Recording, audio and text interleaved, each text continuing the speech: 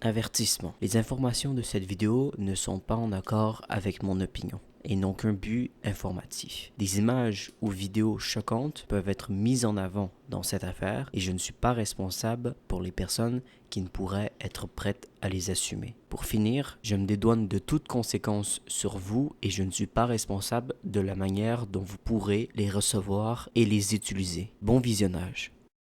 Cette femme a été séquestrée, violée et torturée pendant 28 ans. Le pire, c'est que son bourreau n'était nul autre que son père. Et le plus triste dans cette histoire, c'est que tout le village était au courant. Personne n'a rien fait pour l'aider. Avant que la vidéo commence, je vous invite à vous abonner à ma chaîne YouTube si ce n'est pas encore le cas et de mettre un petit like à cette vidéo si les vidéos True Crime vous plaît. Et puis nous découvrons ensemble l'histoire de Lydia Guardo.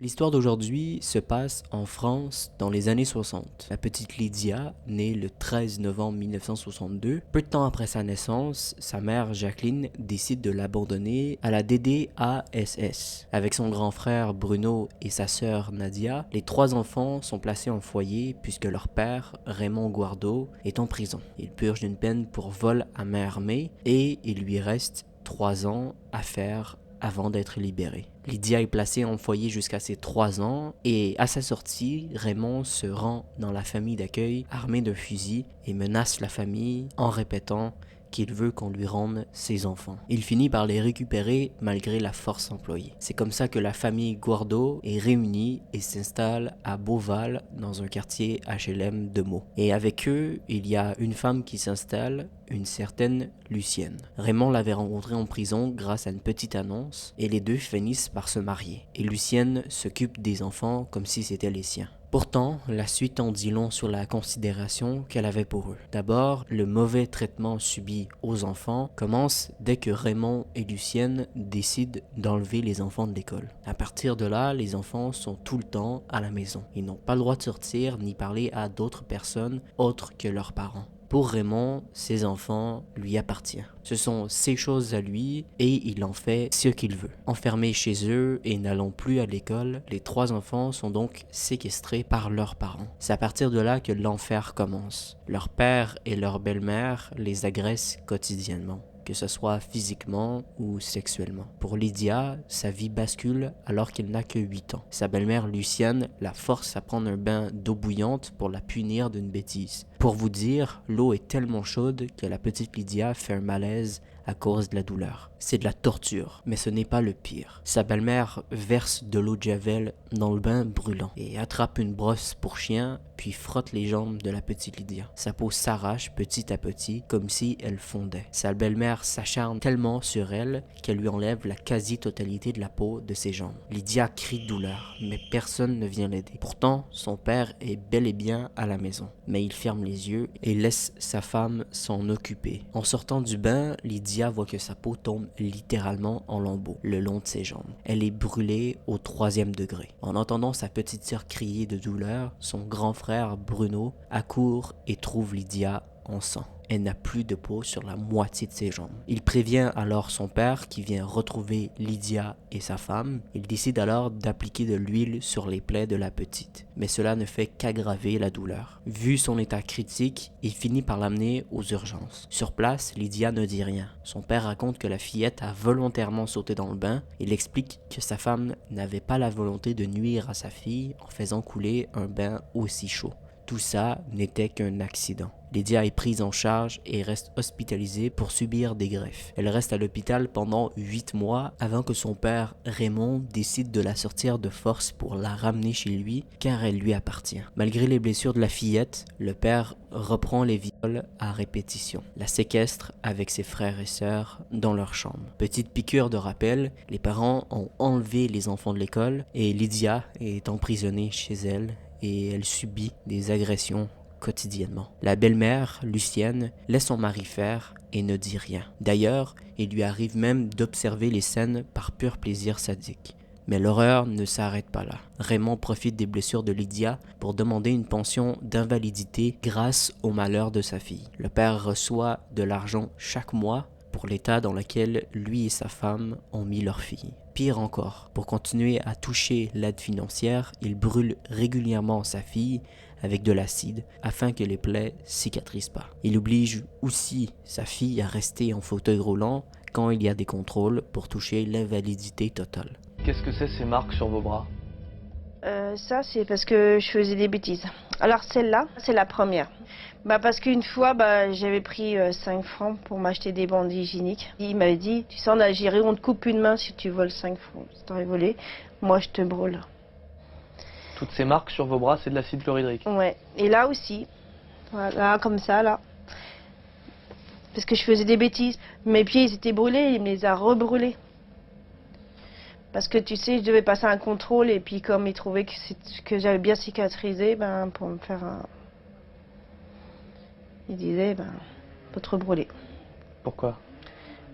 Parce que l'handicap n'était pas assez fort pour la cotorep. Mais l'avarice de son père ne s'arrête pas là. Bien que lui et sa femme soient les responsables des brûlures de la petite Lydia, Raymond traîne en justice le syndicat des HLM pour avoir ébouillanté leur fille et finit par même la prendre en photo nue dans une position assez bizarre. Ses jambes ensanglantées au premier plan et fait développer la photo et la distribue dans toute la ville pour faire entendre son histoire. Il espère s'attirer la sympathie et la générosité des gens en affichant Lydia brûlée. Mais il espère surtout soutirer un dédommagement financier. À chaque fois que ça arrive, la petite Lydia, qui, je vous rappelle, n'a même pas 10 ans, hurle de douleur et se débat. Mais pour éviter que les voisins ne suspectent quoi que ce soit, son père la drogue et la fait boire pour qu'elle perde connaissance et cesse de se rebeller. Pourtant, les horreurs subies par les enfants sont tellement régulières et horribles que les voisins entendent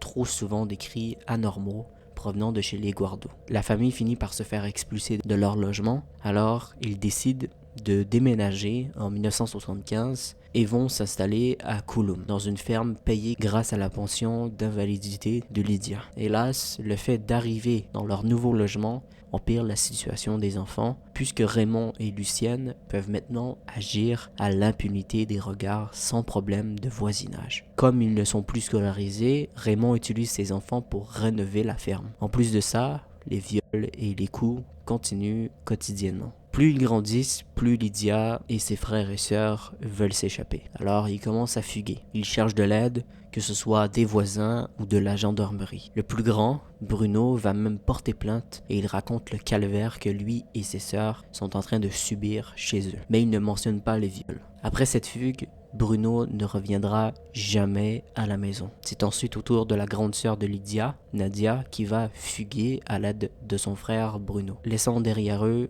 leur petite sœur Lydia. Pourtant, elle aussi, elle essaye de fuguer comme eux, mais quand elle va à la police, les gendarmes ne la croient pas. Elle est recouverte de bleu, elle le raconte pour les viols, mais on ne la croit toujours pas. On la ramène à son domicile, aux mains de ses bourreaux. Elle essaie de fuguer à plusieurs reprises, mais c'est toujours la même chose. On ne la croit pas. On la ramène chez ses parents. Les années passent et Lydia atteint la majorité. Le jour de ses 18 ans, son père lui annonce qu'elle a l'âge d'avoir des enfants, puisque lui et sa femme n'arrivent pas à en avoir. Ils décident alors que leur fille deviendra leur mère porteuse pour être sûr que Lydia tombe enceinte. Le père et la belle-mère attachent les jambes de leur fille au grenier. Elle est enchaînée à une poutre pendant plusieurs jours. Par la suite, elle tombe effectivement enceinte et elle donne naissance à un premier petit garçon en 1982. Mais une fois de retour à la maison, Lydia n'est pas considérée comme sa mère. C'est Lucienne qui s'en occupe. C'est elle la mère du bébé et cette situation est insoutenable pour Lydia. Elle tente une énième fois de fuguer, mais son père la rattrape. Pour la punir, il la séquestre dans le grenier pendant plusieurs mois. Elle n'a pas de chauffage et elle n'est nourrie que quand ses parents le décident. Et elle ne voit jamais son enfant, malgré le fait qu'elle soit emprisonnée. Les coups et les viols continuent. D'ailleurs, elle retombe à nouveau enceinte et elle donne naissance à un nouveau petit garçon, puis elle retombe enceinte une troisième fois et puis une quatrième fois. Son père lui a fait 6 enfants en tout. Comme pour le premier, c'est Lucienne, la belle-mère, qui est considérée comme la maman des enfants et Lydia n'a pas le droit de leur parler et les enfants n'ont pas le droit de l'appeler maman. On peut se demander, mais pourquoi n'a-t-elle pas été sauvée? Que ce soit par le système judiciaire, par les aides sociaux ou même par la famille ou l'entourage. Tout le monde avait peur de Raymond. Vous vous souvenez quand le père a mené en justice le fils HLM pour avoir ébouillanté sa fille? Eh bien, derrière, il y a eu 16 années de procédure qui feront de lui le personnage le plus connu du tribunal de Meaux. On peut se dire, mais comment les avocats n'ont-ils pas vu qu'est-ce qui se passait chez les Guardo? Ou comment la justice n'a-t-elle pas remarqué que les enfants étaient maltraités chez eux? D'ailleurs, les rapports de médico-judiciaires ont attesté que l'enfant avait été directement plongé dans l'eau bouillante. Il ne s'agit donc absolument pas d'un accident. Et pourtant, cela n'a pas donné suite. Ce n'est que des années plus tard, après que Raymond et Lucienne sont déclarés responsables des brûlures de Lydia, mais bien sûr, ils ne s'arrêtent pas là. Ce qu'ils font, c'est qu'ils produisent un faux document au nom de Lydia qui atteste qu'elle renonce aux poursuites contre ses parents. Ils obtiennent alors un non-lieu. Raymond harcèle tellement la justice que personne ne veut se confronter à lui. Il fait vraiment peur à tout le monde. Il lui est arrivé même de suivre certains gendarmes avec son fusil. Il est impressionnant et très imprévisible. Personne ne veut risquer de le froisser. Par contre, tout le monde a abandonné Lydia dans cette affaire. La pauvre a continué de subir les violences de son père jusqu'à sa mort. Raymond décède en 1999. Elle reste donc tout de même habitée avec sa belle-mère et ses enfants dans la ferme. Mais avec la mort de son bourreau, c'est une nouvelle vie qui commence pour elle. À ce moment-là, Lydia est âgée de 38 ans. Elle fait la rencontre d'un certain Sylvain avec qui elle va tout raconter. En 2003, sous les conseils de Sylvain, elle décide de prendre son courage à deux mains et de porter plainte contre son père et sa belle-mère. Lucienne est alors condamnée à 4 ans de prison avec sursis pour non-dénonciation de crimes et agressions sexuelles sur mineurs. Et d'ailleurs, elle avait même attouché les fils de Lydia. En 2008, Lydia est reconnue victime et obtient réparation auprès d'une commission. Elle reçoit une indemnisation et elle apprend également que son père n'était pas vraiment son vrai père. En réalité, Jacqueline avait eu une aventure pendant que Raymond était en prison. Même si elle le savait que Lydia n'était pas de lui, il avait reconnu que Lydia était comme sa fille. Et quand Lydia en parle, elle est rassurée. Elle se dit, au moins, mes enfants sont normaux.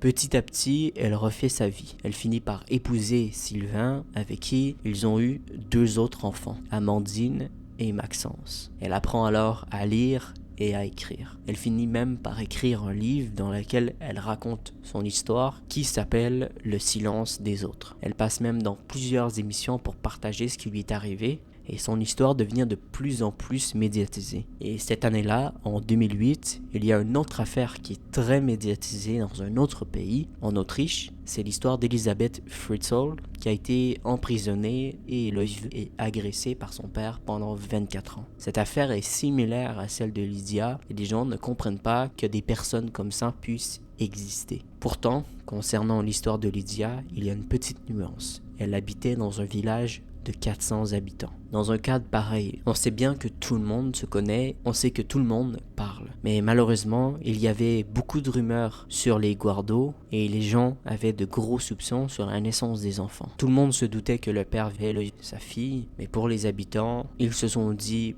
pourquoi on s'occuperait de la vie des autres. Alors, je veux bien, mais il y a une petite fille qui se fait sûrement agresser et est séquestrée pendant des années, mais ils préfèrent fermer les yeux et écouter les témoignages des gens. C'est vraiment choquant. Comment voulez-vous qu'on soupçonne? Elle est jamais venue cogner à la porte pour me dire que son père l'avait fait. Si elle était venue, on aurait fait quelque chose. Elle n'est pas venue, donc je vois pas pourquoi maintenant on dirait que le voisinage était au courant. Je suis désolée, on n'était pas au courant. Ça se savait ou pas dans le village? Bah, il y avait des soupçons. Il n'y avait jamais personne qui rentrait et elle était toujours enceinte. Voilà. C'est ce qu'on avait remarqué, nous. Mettons que j'aille en 83 chez les flics. Je leur dis, cette fille-là doit être vieille, mais je me serais retrouvée en cabane. à cette époque-là. Parce qu'avant, ça se disait pas comme maintenant. On n'avait aucune preuve de tout. On n'avait aucune preuve. Bah oui, tout le monde le savait. Hein. Le maire, les flics, tout le monde savait. Hein. À Coulombe, tout le monde savait. Vraisemblablement, oui. En 2002, 3 ans après la mort de son père, Lydia Guardo porte plainte. La brigade des mineurs de Meaux est saisie de l'enquête. Et enfin, les langues se délient. Elle auditionne alors l'adjoint au maire et ses propos sont édifiants. Mon jardin était à côté et à plusieurs reprises j'ai entendu Lydia dire qu'elle en avait marre de coucher avec lui et Lucienne lui répondre « Bien fait pour ta gueule, tu n'avais qu'à pas l'accepter ». Il ajoute « Au cours des différents conseils municipaux, le cas Guardo a souvent été évoqué et nous avons avisé les gendarmes de Crécy du fait que Guardo couchait avec sa fille. Les gendarmes envoyaient bouler le maire de cette époque. »